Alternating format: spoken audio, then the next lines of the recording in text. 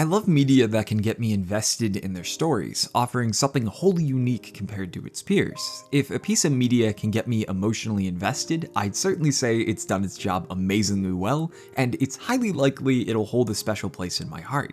As the year 2022 begins, I want to recommend one such video game. A game that has been on my mind for years, and with the recent remaster from last year, now is the perfect time to share it with you. A video game I would go so far as to say is a masterpiece and is worth your time. That video game is Nier Replicant. Whether you're skeptical or just interested, good to have you on board. My name here on YouTube is Pollymacho. Grab yourself a beverage of choice and get comfortable, as I attempt to highlight what makes Nier Replicant so special. Our story begins with a glimpse of the summer of 2053. Humanity has gone through some difficult times as a city is in ruins, and in one decrepit building, a boy is keeping vigil, armed with a long pipe as a weapon, making some rather odd glances at a book cast off to the side. After discovering a small group of monsters called Shades, we soon discover another human in the building, a young girl named Yona. The boy's younger sister is currently afflicted with some mysterious disease. While attempting to get supplies, we are attacked by a larger group of Shades, more than a single boy with good intentions can defeat. So in a moment of desperation, the boy casts aside his doubts. To save his sister, he calls upon the previously mentioned tome to give him power, and with these newfound abilities, the boy deals with every Shade. Upon making his way back to his sister and partaking in a victory cookie, Yona's mysterious illness catches up with her as she collapses. The boy screams out for anyone to help, but is met with silence as the wind howls and the camera dollies, as we the audience are whisked away. The game transitions to 1,412 years later, or for those of you wanting a direct time, the year 3,465. We are introduced to our main character, canonically named Nier, but for this playthrough I named him Macho, because of course I did, currently looking after his younger sister named Yona. This happens to be a huge coincidence, but whatever. Through an explanation from Macho, we learn the world is currently in an apocalypse. Disease and plague are a regular occurrence in this world. Our main character accepts any job for pay for medicine for her sister. The people in charge of this village are a pair of twins, the more extroverted one named Devila, and the more reserved being Popola. One day while doing jobs, Macho arrives to find Yona missing. When he checks in with Popola, he realizes an earlier conversation may suggest Yona went to the lost shrine in hopes of finding a magical plant to cure her illness. So Macho rushes to the temple and clears out any Shades that get in his way, and upon arriving near the top, encounters a set of statues guarding Yoda behind a book. Macho accidentally shatters the seal, and we are introduced to one of our party members.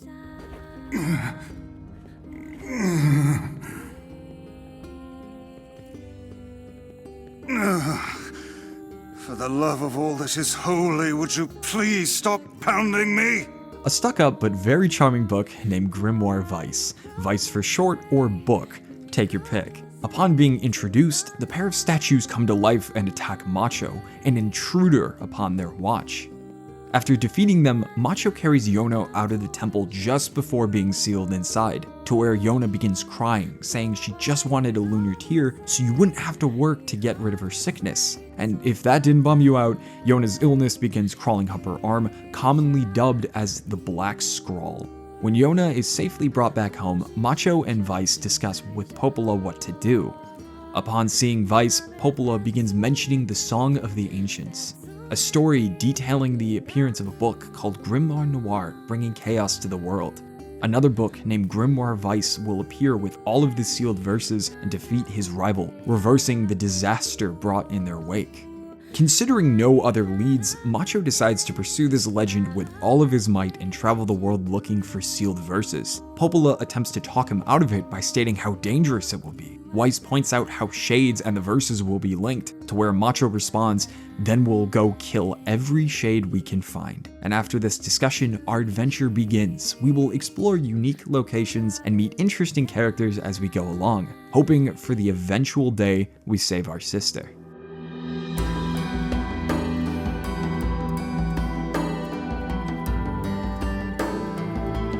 The setting of Nier is definitely an interesting one. It's a backdrop that has a fantasy setting paved over the old world, which in this case would be our very own. You'll see technology and architecture from our world in ruin and covered in ivy. There's an old junk heap that contains robots from an unidentified time. The fishing village of Seafront has incomplete bridges in its background in an actual lighthouse. Your weaponry will be fantasy-based with swords and magic from Grimoire Vice, yet you'll walk into the outside section of the Lost Shrine and see the crumbled wall of what looks like an office building with roots from a tree growing over it. And especially for the nearly abandoned manor, that inside looks way more modern than the rest of the outside. The world of Nier Replicant is such an interesting take on fantasy. Rather than being purely focused on a fantasy aspect or entirely focused on the modern apocalypse, the combination of the two makes the world so fascinating to look at and partake in, because it's both familiar and alien to the player, and it's fascinating to talk to people and see how they view the world. An old man in the starting village library mentions how some books reference technologies long past and can only make assumptions of what they were once capable of. New things aren't being built. Instead, people are focused on repairing the old. An example is one of the first tasks in the game, of clearing shades in a field so a repairman can fix the broken bridge, opening themselves to other towns like the Eyrie. The game world feels believable. It's clear there was a lot of work and thought that was put into this, which makes it a joy to be a part of, understanding the different cultures as you explore.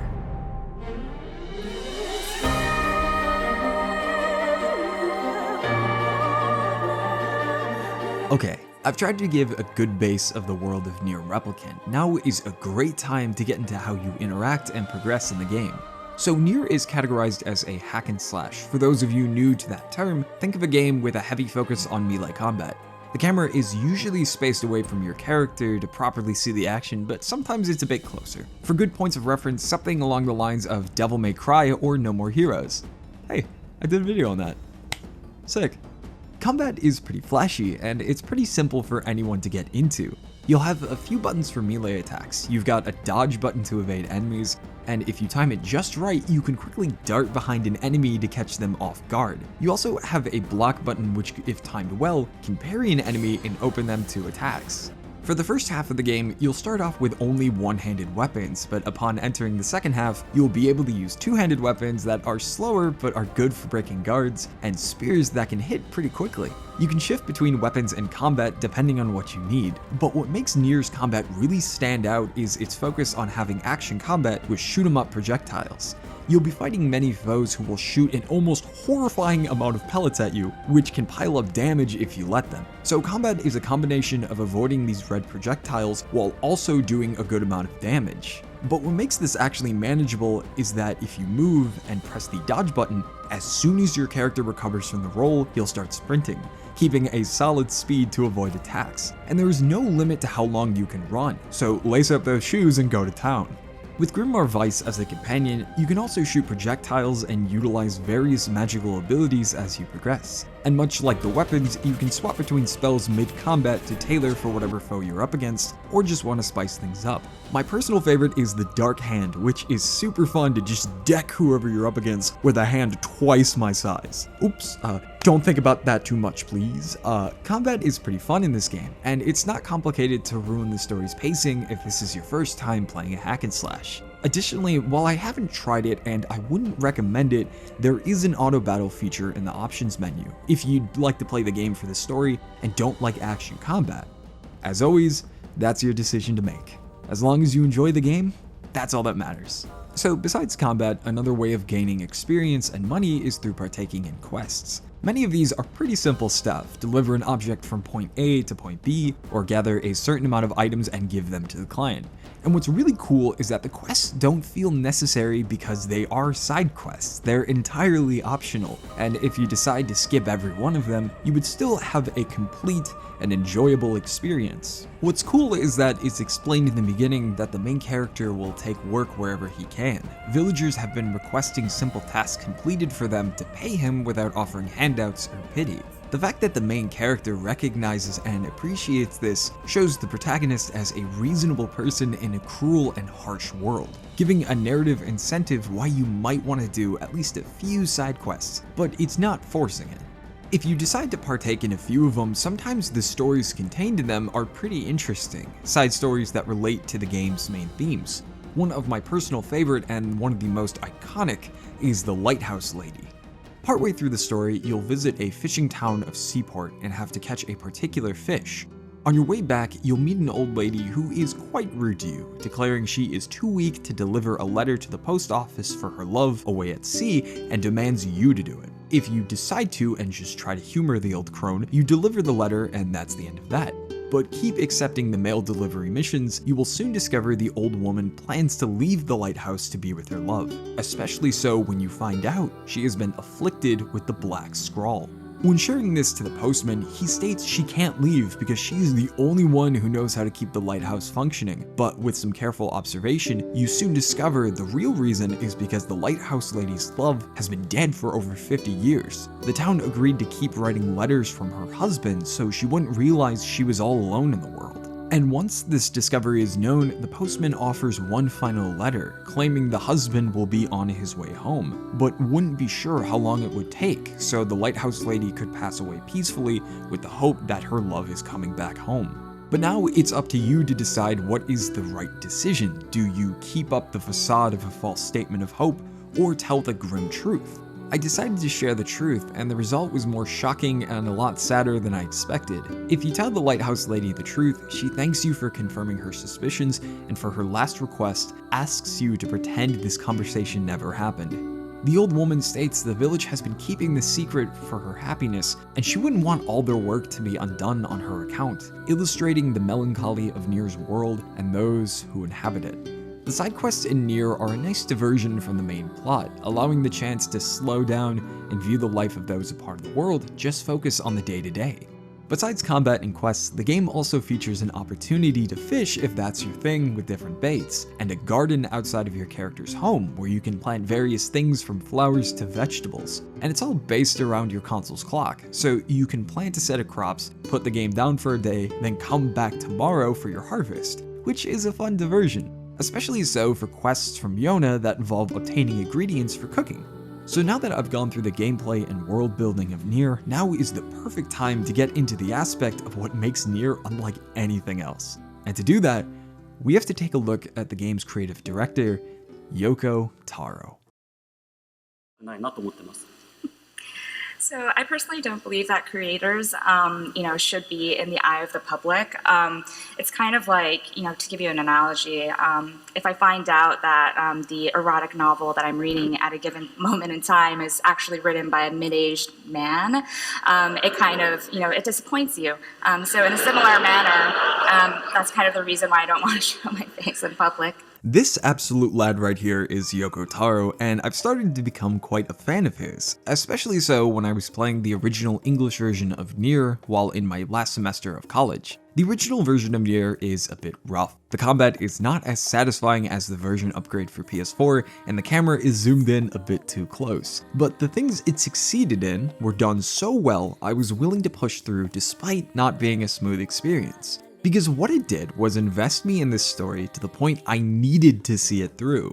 No matter what gut-punching discovery I made, I just had to grit my teeth and keep going. And that point should be heavily credited to Yoko Taro himself. This guy has been working in video games for over 2 decades, but what I find myself extremely interested is what he tries to make his games say. In a video titled Drakenguard 3 Philosophies of Violence, Yoko Taro used a sock puppet to deliver his thoughts on video game violence and share his insights when creating the first Drakenguard game. In my poor attempt to paraphrase, Yoko Taro noticed during development you would get a notification for defeating a certain amount of enemies, and he began to think a bit more about that. Like, killing 100 enemies is a pretty hefty amount, and you'd have to have something going on in your psyche to kill that many people and be unfazed in that world. So Yoko Taro decided that every character would be insane and focus the narrative on a group of warped people. I really respect Yoko Taro because he's willing to fail. The games he makes don't have a large budget like AAA studios, but they try to make the best with what they have. They're willing to take risks in the gameplay and narrative departments that other studios wouldn't dare try. In 2003, Yoko Taro was questioning how players interacted with video games through violence. That is an absolute power move and is very based. And with Nier, Yoko Taro decided to take inspiration with how both Iraq and the United States portrayed themselves during the Iraq War, how both sides villainized the other as a way to justify what they do. As a Japanese man viewing the conflict from a distance, he came to a different conclusion. You don't have to be insane to kill someone, you just have to think you're right. If that quote didn't give it away, this game will get quite morally ambiguous, and no one will likely have a happy ending here. So the biggest deal breaker I can spot with my time with Nier is the subject matter. If you are not interested in a video game where bad things happen to good people, or if you are not a fan of tragedies, you will not enjoy your time with Nier, no matter how much you dig the combat or the world. The game has great moments of levity, but this is a story where Yoko Taro wrote the ending first, and then wrote backward until the beginning. So know going into this, the endings are best accompanied with a box of tissues and a support group on standby. And to show how the game does this, I'm going to go into spoilers. I will be discussing a general summary of the experience, detailing the first and second half of the game, and occasionally going into detail when it seems appropriate. I will also be covering all of the game's endings. I think with a narrative game, it's great to experience it yourself for the first time, but I also understand that knowing what happens can push you into giving the game a shot. In fact, I picked up the original Nier after hearing about Ending D, so as the viewer, that decision is up to you. I've gone through all I want to cover without spoilers at this point, and if that's enough for you, I highly recommend you skedaddle now and give the game a shot. I will also be putting timestamps in the video with vague titles for what section I will be covering, so you can stop midway if you're interested enough to play the game. But for those of you interested now, grab a refill of your preferred beverage, go to the bathroom, or do whatever you gotta do, because it's time for someone who isn't your dad to tell you a story. So on our quests for the sealed verses, Grimoire, Vice, and our protagonist Macho, who I will call Nier for this story, visit various places and characters. On our visit to the village called the Area, a location built with scaffolds on cliffs, we discover the villagers despise outsiders and shun us at every possible moment. And on the village outskirts, we come across someone who is eventually one of our party members and one of the most interesting characters in the game, Kaine. Hands off the flowers. Kaine at first glance is a walking contradiction. She wears this very revealing outfit. Judging by her character design, you may have assumptions on how this character will act. But all you have to do is listen to her when she talks and discover she's perhaps one of the most vulgar people in the entire game. There are more aspects of Kaine's character that I will get into later, but the most important thing to know for playthrough A, Kaine is possessed by Shade and can use magic because of it. Kaine also has a personal grudge against a particular Shade for a seemingly unknown reason. But being the kind person he is, Nier decides to offer help against this foe, and afterward Kaine feels indebted to Nier and Vice for their support. So despite not getting along with her new friends, Kaine lends her swords to their cause. We also visit the Junk Heap, where two brothers, one older and one a bit younger, run a weapon shop to make a living. The eldest mentions their mother had been gone for a while, and we head to the factory to find her. But upon defeating the factory's boss, we discover the corpse of a woman with a man and a bag of supplies. The mother planned on ditching her children for her own personal happiness before she was killed. And upon bringing this to the attention of the eldest brother, he simply says she deserved to be happy and thanks us for telling him the truth. We also visited a desert city called Facade, a location of masked people who have a large number of rules that occasionally contradict each other. And it's only through the help of one nice girl named Fura that we understand how the city works. When asked about the rules and if they get in the way, Fura says, "Rules do not exist to bind you. They exist so you may know your freedoms." With the help of Fura, Vice can understand the people's language and discovers the prince had gone missing into an old temple. Seeing as this could be a lead for a sealed verse, our party heads through the desert, braving sandstorms and wolves to save the prince. After solving various puzzles, we free the prince and are greeted with a reference to a classic video game. The next area is the Forest of Myth, a tiny village suffering from the Death Dream. This disease traps any poor soul into an eternal dream, changing the entire gameplay from action combat we have been playing into text adventures. But with some good guesses or trial and error, we eventually free the mayor and are given another sealed verse. Vice begins to suspect that obtaining these verses is seemingly too easy, and someone has to be setting us up on this path, but Nier brushes this off, and for our final location, we visit a place called the Manor, a rather terrifying area where all of the color has been sucked out, using different camera perspectives like the original Resident Evil. In this manor, we meet another party member, a very sweet boy named Emile, has been cursed with turning anyone he looks at into stone, something quite prevalent walking around the manor's fountain. But after dealing with a tome similar to Vice, we find a sealed verse and decide to head back to the village. But before leaving, we catch a conversation between Kaine and Emil, hinting that there's more to Kaine than just vulgarity. And the line, "Your eyes are not a sin, don't ever be ashamed of them," carries a lot more significance to Kaine than you would first think. After making our way to the village, our next step is to defeat Grimoire Noir, but we don't have a lead on where it could be located, so Nier decides to check in on Yona. It turns out Yona's sickness is getting worse, so we meet with Popola and ask for help. She requests some moss from the village outskirts, and it's at this minor task where everything turns into a complete dumpster fire. Emil staggers into the village and collapses, and as soon as he regains consciousness, mentions shades are on their way to the village. This leads to a setup where Nier has to fight tooth and nail to protect the village that has been home all his life. Eventually, events lead to Nier and his friends making a final stand in the library. At this part, Grimoire Noir and a man called the Shadowlord make themselves known. Noir shares with Vice that his assumptions were correct. The Shadowlord set Nier and himself on the path to collect the sealed verses, as well as the reason for their creation. Noir shares the plan of how both himself and Vice are meant to fuse together, once both obtained the appropriate amount of power, combining their abilities and creating a world where the shades would rule. A prospect Vice is seemingly convinced of, but is quickly pushed against after his comrades get through to him. Emil giving a heartfelt speech about finding him no matter what, while Kaine provides an equally heartfelt but much more aggressive speech. But their words get through the old tome as Vice proudly declares, I shall fight by their side, now and forever. Vice, thanks. This triumphant moment is short-lived as Nier is stabbed behind the back as the Shadowlord flies away with Yona. The group isn't strong enough to defeat the large shade but trap it into the basement, and in a difficult decision, Emil turns Kaine into stone as she and the creature are sealed within the building. Before Kaine turns to stone, she tells Nier to be strong and says her goodbyes. Nier lies on the floor with his remaining comrades, promising to never give up. As Emil looks into the sky, we say goodbye to young Nier and enter a harsher and more difficult future as we advance to Act 2. 5 years have passed since the events of Act 1. The Shades have become much more aggressive than before, appearing to have donned armor and attacking villagers. But they aren't the only ones who have improved, as we quickly notice our hero cut them down. Time has allowed Nier to grow into a much stronger man than he was before. At the age of 21, Nier can wield great swords and spears in addition to one-handed weapons and Vice's magic.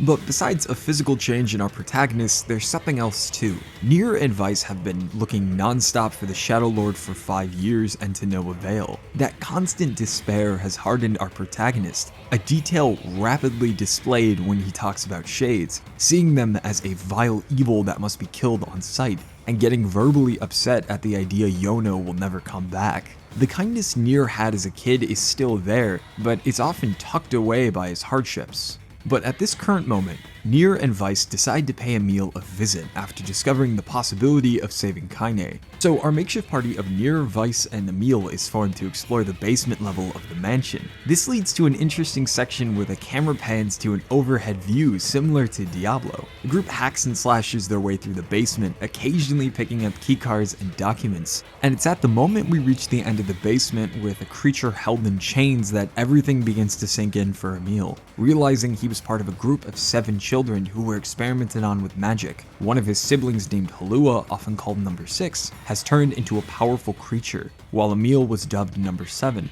tasked as a failsafe of Number 6 when out of control by turning her into stone. Number 6 is that poor girl right in front of us. Emil suggests if he gains his sister's powers, he could save Kaine, and so our sweet cinnamon roll of a boy, willing to let himself be consumed by what's left of his sibling, asks us to kill him if he ever loses control. Nier and Vice do battle against the creature, which is a really creepy fight with how agile Number 6 is. The number of orbs she shoots out at a time is enough to never want to let go of the sprint button. But after the battle and after Emil says goodbye to his sister, we bear witness to Emil's new form, and Big Brother Nier comes in like an absolute lad. Good God.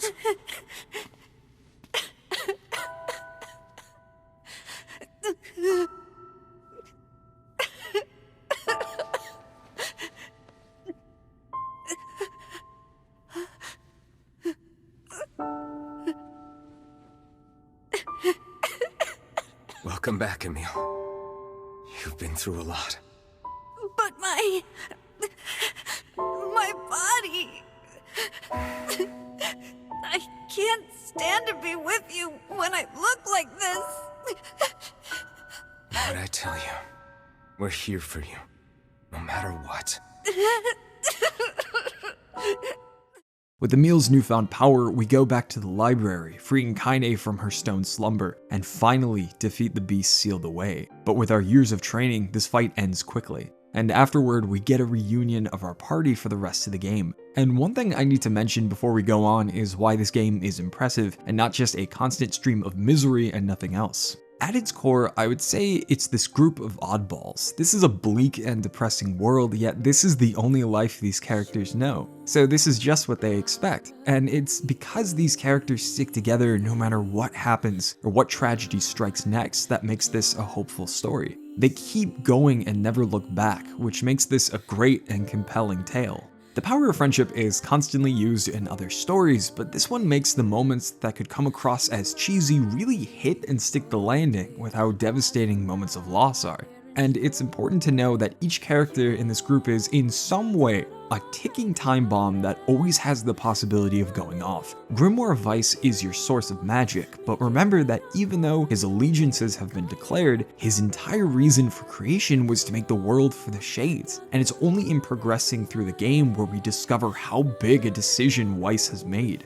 Nier is our protagonist and, as mentioned before, has a hatred for Shades. So much so, he will express his desire to kill every single one. Even some of his dialogue is shockingly cold. Time has changed Nier into a man more than happy to destroy what he deems evil to further his goals of saving Yona. It's understandable why he feels this way, but that doesn't detract from the sadness of a boy bearing the brunt of looking after someone all his life, only to lose that person and do anything to get them back, and constantly met with failure. Kaine is a fantastic fighter, but the fact she's possessed by a shade makes her situation more complicated, as displayed when right after getting back together, the group decide to explore the Lost Shrine for a lead, and Kaine is mortally wounded in a boss fight with a familiar statue, only after the battle to become possessed by the shade, attacking Nier and Emil with all of her might, only regaining consciousness after the three friends subdue the shade within. There is always the possibility that Kaine could be possessed again. That risk makes Kaine appear aggressive and want to keep her distance for her friends at the risk of losing control and hurting them. And with this new power, Emil can look at his friends and lend more support than before, which is excellent, but like Kaine, allows the possibility to lose control. An example of which we will be sure to cover. But for the time being, we have a new goal: to obtain pieces of a keystone to gain entrance into the Shadowlord's domain, meaning we will be revisiting old locations with a new purpose. I'm not going to go into specifics on all of the revisited sections because each follows a similar pattern, that being everything is worse now. Characters that we once knew are dead now, or rather shaken by the loss of those important to them. A shade makes its presence known, and our job is to kill it to obtain a new piece of the keystone. But there are two sections I do want to briefly go over, as they will be important later in the story. That being revisiting Facade and our visit back to the area obtaining the piece known as Sacrifice. Facade's premise starts out hopeful enough. The new king, otherwise known as the former prince, is getting married and wants our group to attend. Seeing it from a friend and it's a joyous occasion, our group is totes on board for visiting. We arrive at Facade before the wedding and meet the new king. The effects of time have certainly been kind to the now strong leader when we also encounter his bride, as the group is pleasantly surprised that this absolute chadette we met years ago as Freya. Apparently the two hit it off afterward and have decided to tie the knot. So celebrations are in order. Sick! It's nice to see people forging their own happiness in this bleak future. We've got subjects, we've got decorations, we've got friends, we've got good vibes. Everything is great. Until it isn't.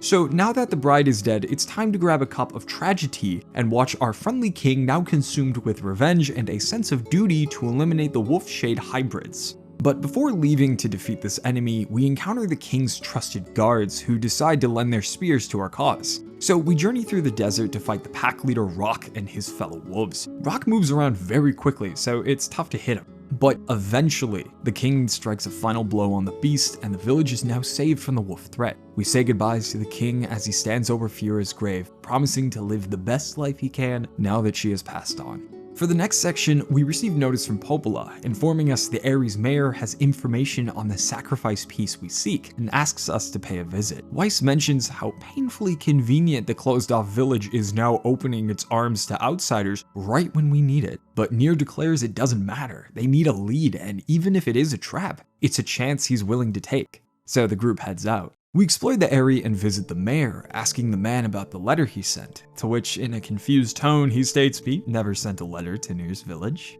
Without many options, we travel to the center of the village, where a group of people are gathered in a makeshift bazaar. We chat with a guard who is more than happy to lend us assistance until Weiss says we need to kill Shades, every last one.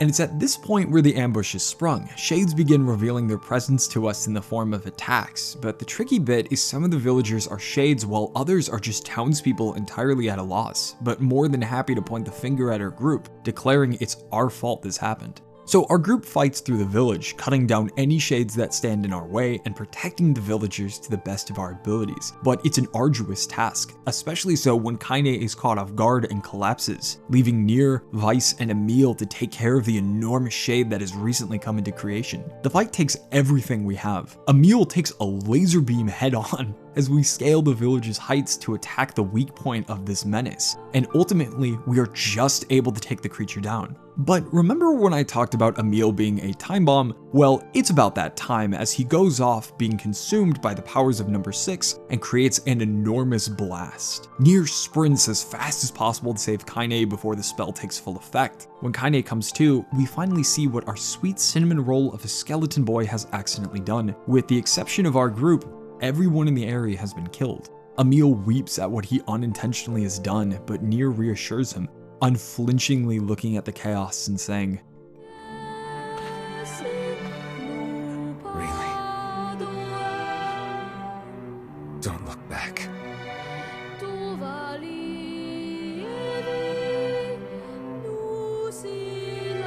The quest for the Keystone Tablets approaches its end, and all that's left is to make our way to the Shadowlord himself.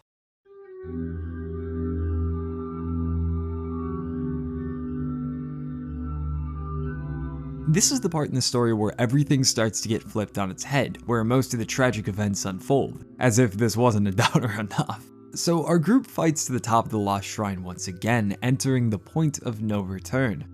And our first task is to solve a riddle from a pair of pigeons. Full disclosure, I've beaten this game at least 7 times and I have no idea what's up with these birds. I'm fairly sure they're robots, but I don't have any solid evidence for that statement. If answered correctly, the question acts as a revelation about the world and a scary picture begins to form. Why did humans disappear from the world? You must answer. I answer, because of a black disease. I ask, how can humans extend their lives?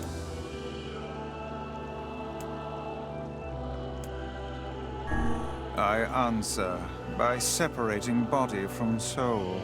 I ask, what is the destination of souls?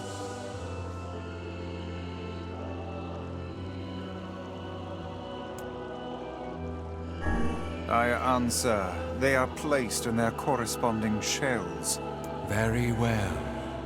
After solving the riddles correctly, the door is unlocked and we can advance, but those answers may be leading to you thinking of questions, like how does one split the body from soul, and how does one go back to its corresponding shell? I want you to remember this as we go along. And it's after this room where our first emotional gut punch comes in. Devila and Popola have actually been working with the Shadowlord this whole time.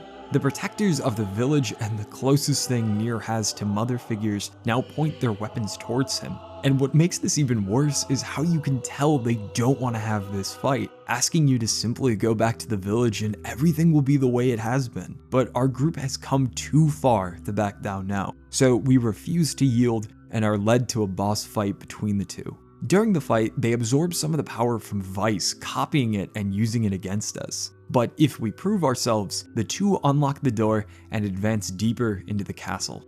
Our next location appears to be a ballroom. A beautiful waltz is playing and spectral figures look like they're dancing. But when our presence becomes known, they transform into shades and we fight. Shades keep appearing in the room and it becomes almost overwhelming. Kaine kicks open a door to the next room, which is sick, but it leads to more shades appearing, which eventually forms into a giant boar.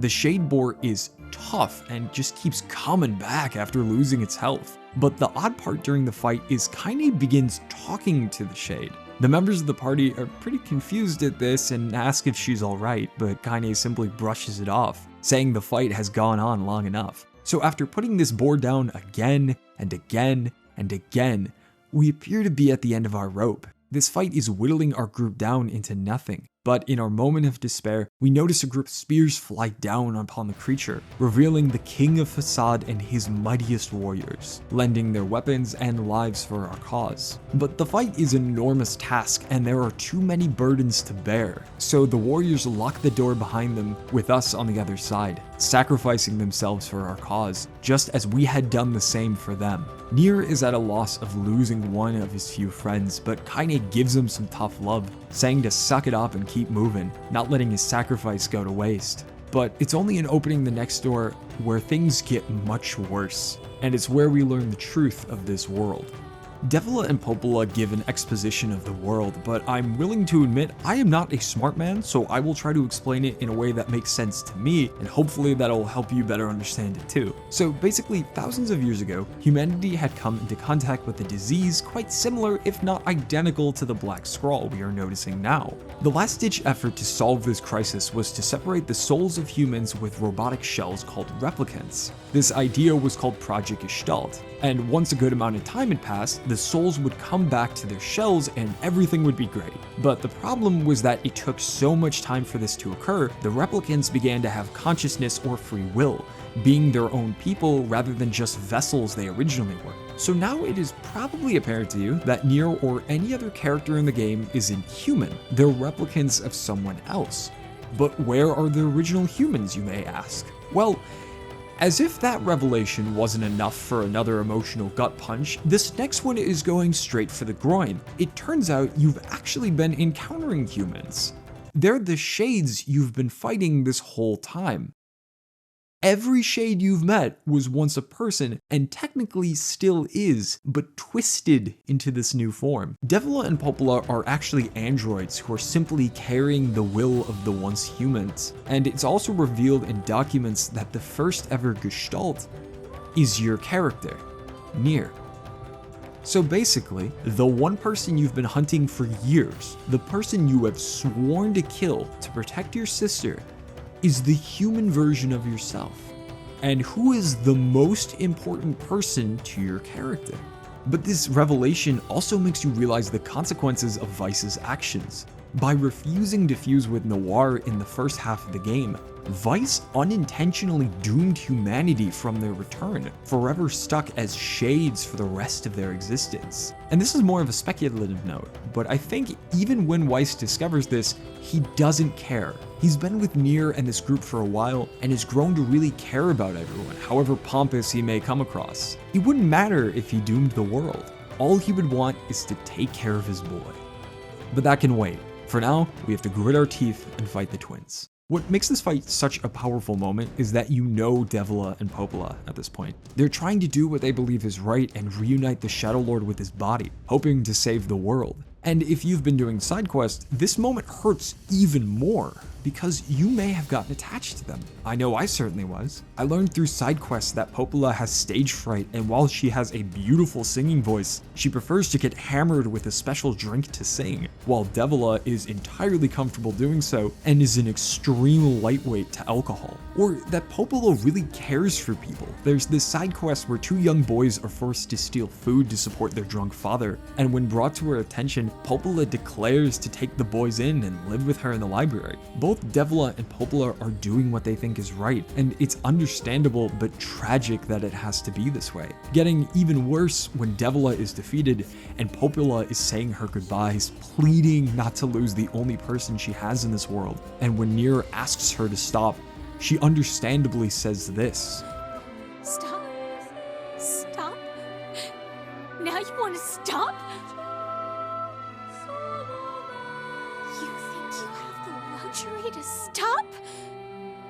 You cut down my sister like a goddamn animal, and now you want to stop? Popala, wait! It doesn't have to— No one stops! It's way too late to stop! No one stops!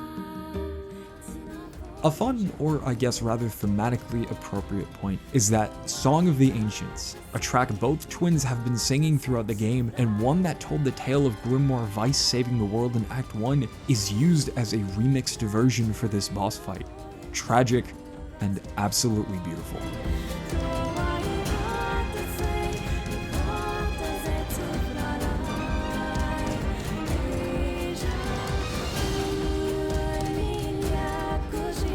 When the fight concludes, Popala, now in a batter-fevered state, attempts to kill our group by sucking us into a deadly attack, leading to our goodbyes to our kind skeleton boy Emil as he sacrifices himself so we can escape. Before the chaos of his attack, his final words were truly sad for such a sweet kid.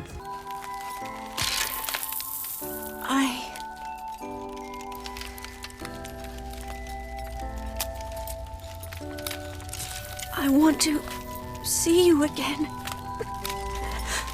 I want to see all of you again. Just one more time.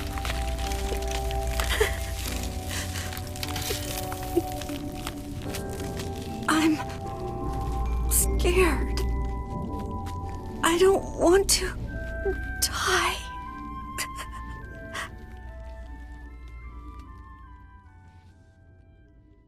Distraught and broken, the group of Nier, Kaine, and Weiss trudge on as they come face to face with the Shadowlord. But we discover the Shadowlord isn't planning to take over the world, far from it. He simply seeks to have himself and his sister return to their bodies, where they can live happily ever after.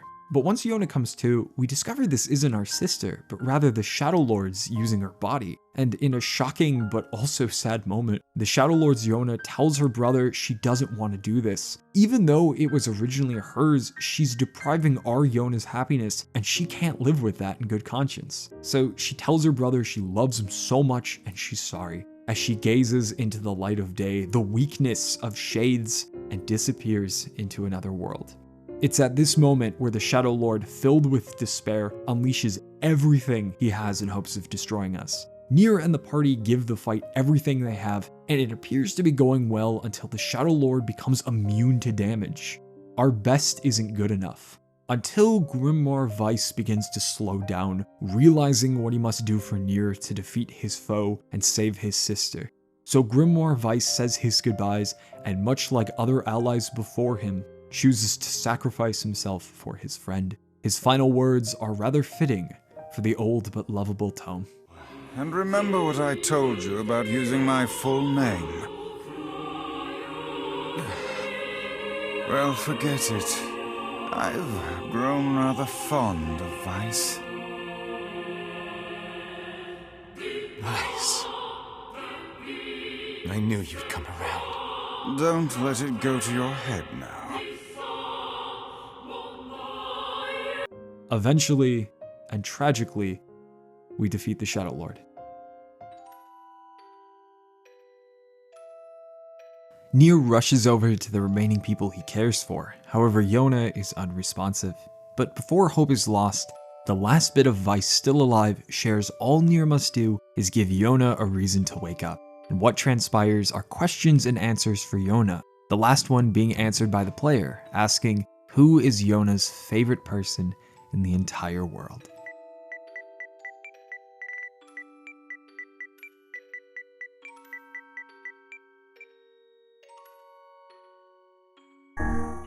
And with that, Yona wakes up and is reunited with her brother Nier. Kaine, clutching her arm for an unknown reason, begins to leave, but Nier calls out to ask if she would like to live with them.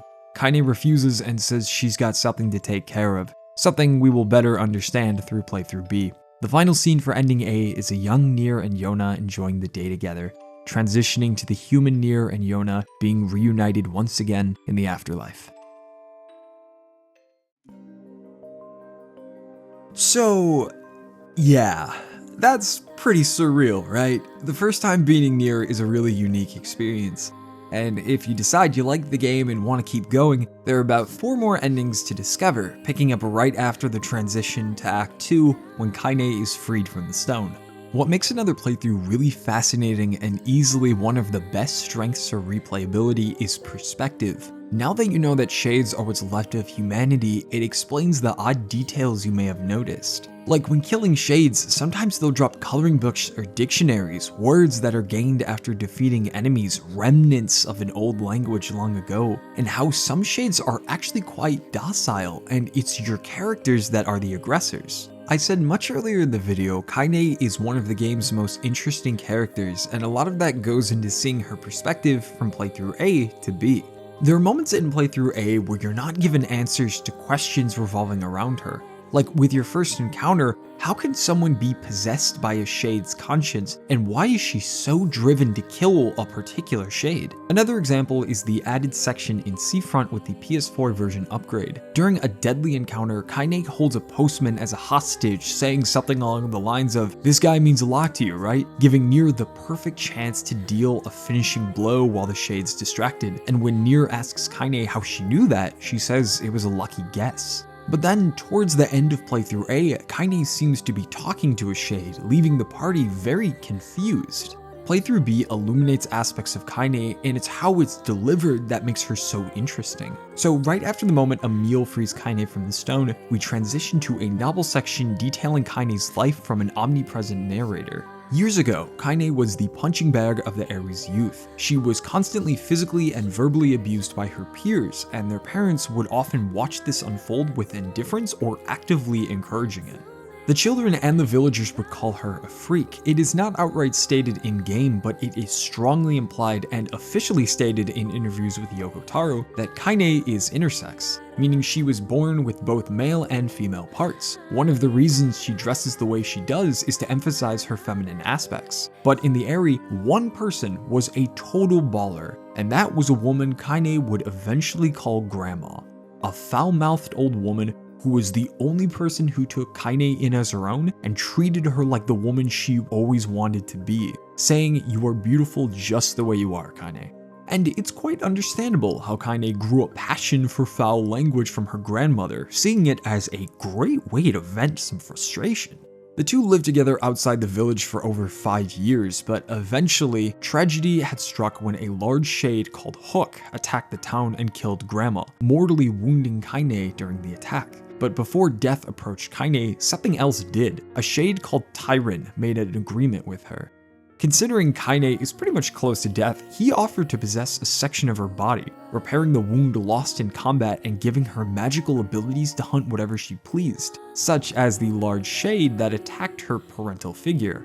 Kaine agrees, and the last thing we see is Tyron informing Kaine that if she starts to get too soft and stops the daily bloodbaths, it'll be Tyron's turn to take over. And this section now gives us the context as to why Kaine is the way she is, why she rejects our offer in ending A, even if deep down that's what she really wants, because if she hangs up her swords, then Tyron will take over and kill those she cares about. It also explains why Kaine is emotionally distant for most of the party except Emil, because Emil is a parallel for younger Kaine, being born with an aspect that one considers a detriment. That's why the line "how Emil's eyes aren't a curse" is so much more impactful than just a nice thing to say. She knows that feeling more than any other person in the game, and it's amazing to piece that together. Sheerly through perspective, Kaine becomes a fascinating character. She doesn't tell anyone this exposition. We see it happening in those defining moments, making those connections throughout future playthroughs so much more rewarding than just the foul-mouthed anti-hero companion we assumed she was.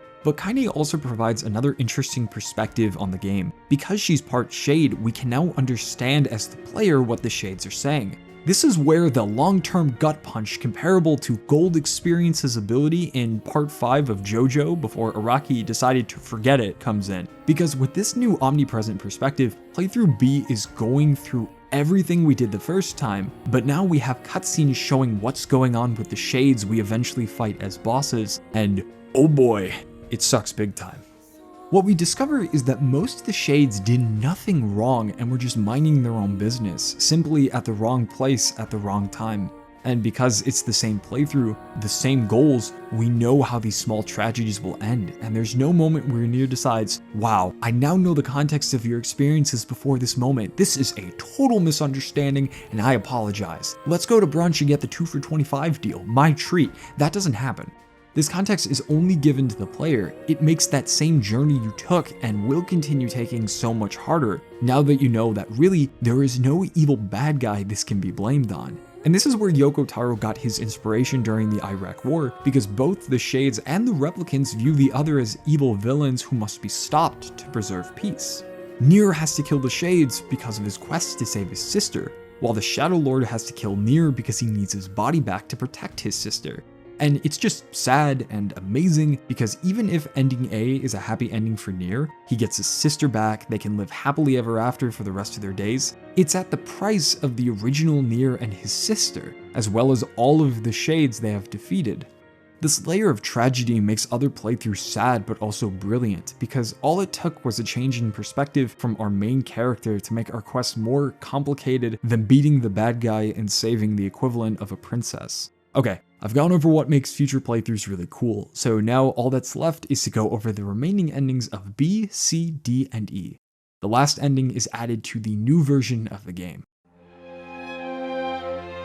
With the exception of additional cutscenes showing the final blow between the boar and the masked warriors and subtitles for the Shades, the ending is pretty similar until the end. Rather than returning to control our Nier, the perspective transitions to the previous Nier, sitting in a white void as he laments his failures in saving his sister. We then look back at a memory, a similar setup to the beginning of the game, in the summer of 2053. The section is short but shows us how far we've come as Nier runs over to that familiar spot where his sister is. The two agree to split a cookie before returning to the void, where this Nier resides. As he sobs, the images of all the bosses are laid before us, implying Nier is thinking upon all of those that have been lost. Is it because he failed after they put their beliefs and lives in his hands? Or is it because they were once his friends? I can't quite pin it down. But in this moment of despair, we hear a familiar voice call out to Nier. He looks up to his sister, just as she was when they were together. She runs over to him, now in the state they once parted ways in their winter coats. Yona looks at her brother and says, "Thanks for always being there for me. Oh, here, I brought your hat." Thanks, Yona.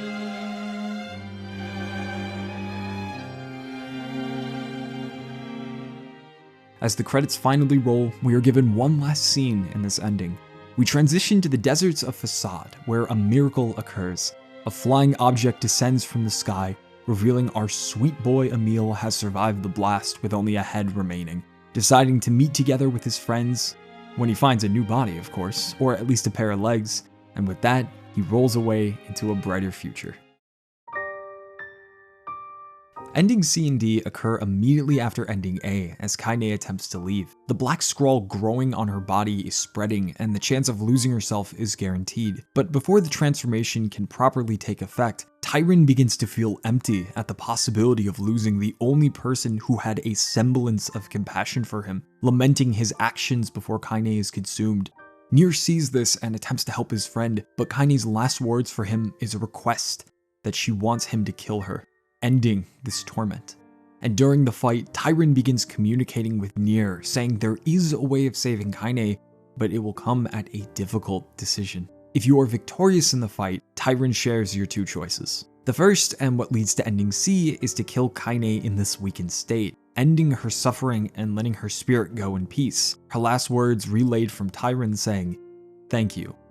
The second option leads to ending D, which made me interested in playing this game to begin with and showed me that this was something very special. The alternative to freeing Kaine is to make her a human once again. That sounds like the best option, right? Well, to do so, you're going to have to exchange your life for hers. From all of your time with this character, does she mean enough to you to give up your character's existence for her? Are you willing to be forgotten by everyone you cared about in this game for this foul-mouthed and loyal friend?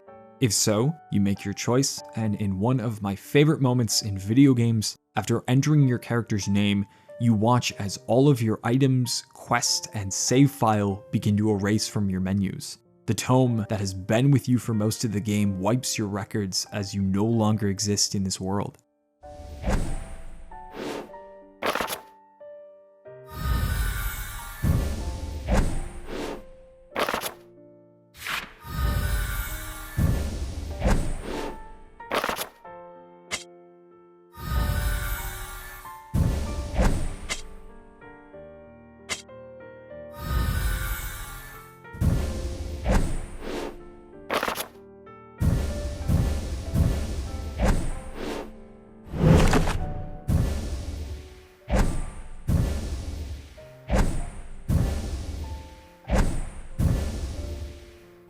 Kaine wakes up and sees Yona, who thanks her for saving her, and for some reason, she can't figure out. Kaine begins crying. The ending shows Kaine and Yona looking outside into the bright unknown. Ending D was the final ending for the original Nier. This bittersweet conclusion was such a powerful moment, in no small part to using a tangible thing important to the player, that being their progress, and in a selfless act for a fictional character willing to give up all of their progress for the betterment of someone else. But as I mentioned a bit ago in this video, with the version upgrade of Nier Replicant, we are given one more ending, Ending E, to conclude this story. To get this ending, you have to obtain Ending D and play through the game again until you fight a big shade in the area a second time, and that's when it starts to diverge into uncharted territory. So now we are placed in the shoes, or heels, of Kaine. 3 years have passed since the defeat of the Shadowlord, and Kaine keeps having a dream of something she has lost but can't pin it down. Shades have been running amok without a leader, so Kaine decides to use this time to kill some to take her mind off things. But she encounters a guard with a mission to the Forest of Myth. Communication has severed and no one knows why, but considering her fighting ability, Kaine decides she'll look into it. When she arrives, Kaine sees the villagers have been slaughtered, and from the great tree, robots are being summoned. Taking the initiative of the situation, Kaine ventures deeper into the tree to discover it is more than initially expected, housing a pair of twins called the Administrators of the Forest. This duo seems quite interested in this replicant intruder. It creates opponents to test her might, even taking her data and creating copies at the peak of her abilities to fight. No matter how powerful Kaine is, eventually being thrown an endless amount of enemies, it's only a matter of time before they overwhelm her. And in our moment of need, who else would arrive than our sweet skeleton boy, offering his magic and a new body with 4 arms. Sick. So the Divine Tree our pair is currently inside houses all of the memories of those long ago, as well as all beings. This point is used throughout this section as Kaine is constantly fighting against memories from her past, transitioning to this world with this alternate look of cube geometry and a new HUD design. Revisiting the shade that killed her grandmother, but much stronger this time by the administrators. And fighting the creature, we are welcomed by another familiar face in a moment of need. None other than Grimoire Weiss answered our call and reminded Kaine of the friend they once had. No one is supposed to remember Nier's sacrifice, but Weiss is not just anyone. And with this reminder, we fight the shade using the magic of the most extraordinary tome in existence. After the fight, we say our last goodbyes to the kind book. Through the abilities of the Divine Tree, we are reunited with our friend Nier, making a copy of the boy when he first visited the tree all those years ago in playthrough A in the first half. In a super cool meta move, our save file and all of our progress in Ending D is slowly given back to us.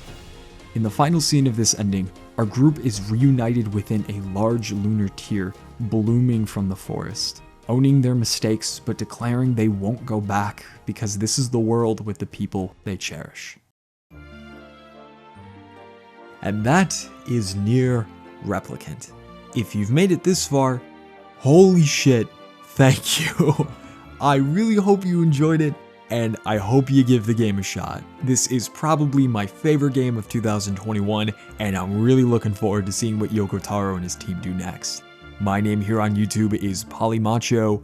Thank you so much again. I'm going to be sure to be doing more videos in the future, but I just wanted to say thank you so much for watching. I'm gonna head out now, but I hope you have a great rest of the day. Later.